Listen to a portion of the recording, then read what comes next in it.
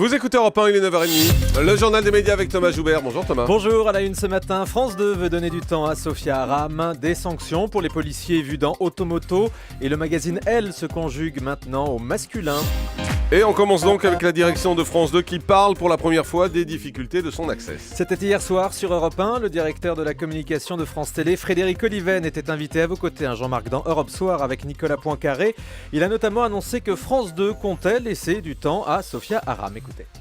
Il n'est pas question de dire aujourd'hui que France 2 est satisfaite de la situation autour de cette émission et plus généralement de ce qui se passe sur l'Access. Ce que nous cherchons à faire à cette heure-là, c'est, avec l'actualité, jouer, divertir les gens tout en apportant du fond. Ce réglage, cette voie-là que cherche à emprunter France 2 n'est pas une voie facile. Je ne vous dis pas qu'aujourd'hui on est satisfait, il y a encore énormément de progrès à faire, on y travaille, elle évolue. Le nombre de programmes qui ont mis du temps à s'installer chez nous avant de rencontrer vraiment le succès avec on les vous entend bien, téléspectateurs. vous allez lui donner du temps pour s'installer, c'est ce que vous êtes en train de nous dire. Absolument. Voilà, et du temps, Sophia Aram en a besoin. Vous avez dit lundi et mardi que l'émission remontait. On vous le disait au début de cette émission. Hier soir, l'émission a rechuté à 3,1% de part de marché et moins de 400 000 téléspectateurs. Toujours à France 2, le directeur de la rédaction répond au magazine Biba. Hier, je vous racontais que le magazine Biba était en colère contre la chaîne. Biba parlait de méthodes douteuses après s'être fait piquer un sujet par un journaliste de France 2. Le directeur de la rédaction répond à ces accusations dans une lettre adressée au magazine. Il reconnaît qu'un journaliste s'est bien rapproché de Biba pour obtenir les coordonnées de témoins, pratique courante selon lui dans le journalisme. Mais le refus du magazine ne devait pas empêcher ce journaliste de réaliser quand même son sujet, sauf à constituer, je cite, une grave atteinte à la liberté d'expression. Des sanctions pour ces policiers qui avaient participé à un reportage du magazine Automoto sur TF1 sur les radars. Les deux CRS de l'Ain sont passés devant un conseil de discipline hier. Une suspension de 18 mois ferme a été requise pour le premier, 2 mois ferme pour le second. C'est maintenant au ministre de l'Intérieur de suivre ou non ces réquisitions. Ces deux policiers avaient participé à un reportage d'Automoto avec Denis Brognard. Ils rendaient des radars inutilisables en les cachant avec des sacs plastiques pour dénoncer la politique du chiffre. Et même s'ils apparaissaient floutés à l'image, l'inspection générale de la police a réussi à les retrouver. L'ex-conseillère presse de Christiane Taubira redevient journaliste à France 3. Et ça fait grincer des dents du côté des syndicats. Le SNJ en appelle à l'éthique de France Télé et préconise un délai de carence. Information du Lab d'Europe 1. Muriel Barthélémy était journaliste à France 3 avant de devenir conseillère presse du ministère de la Justice ces derniers mois.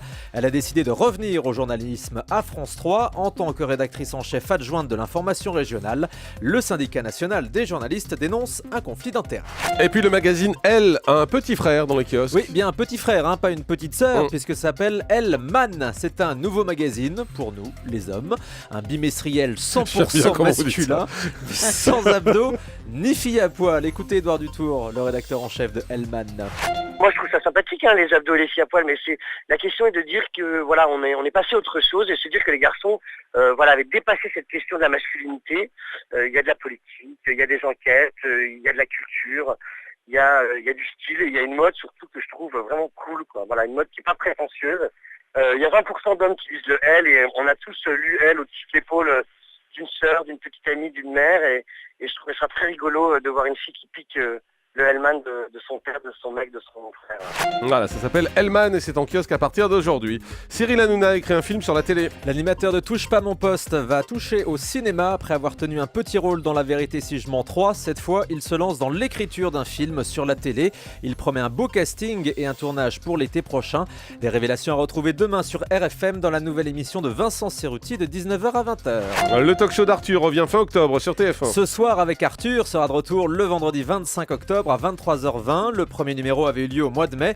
Arthur sera de nouveau entouré de sa bande d'humoristes, Amel Chabi, Harry Habitant, Claudia Tagbo, Manu Lévy, toujours les mêmes quoi. Il y aura aussi le célèbre Panda. En même temps, c'est dans sa bande, l'émission. c'est normal. Ouais, c'est vrai, on les aime bien, moi je les adore. Et le Panda aussi. Et puis Bernard Pivot, c'était bienvenu le bibip là. Et puis Bernard Pivot ressuscite apostrophe en DVD. Tous les grands écrivains sont passés sur le plateau de Bernard Pivot entre 1975 et 90 et 12 des meilleures émissions ont été rassemblées dans un coffret DVD qui sortira le 5 novembre à regarder au coin du feu cet hiver. Vous retrouverez notamment les émissions avec Jean d'Ormesson, Umberto Eco, Henri Troya ou Michel Tournier.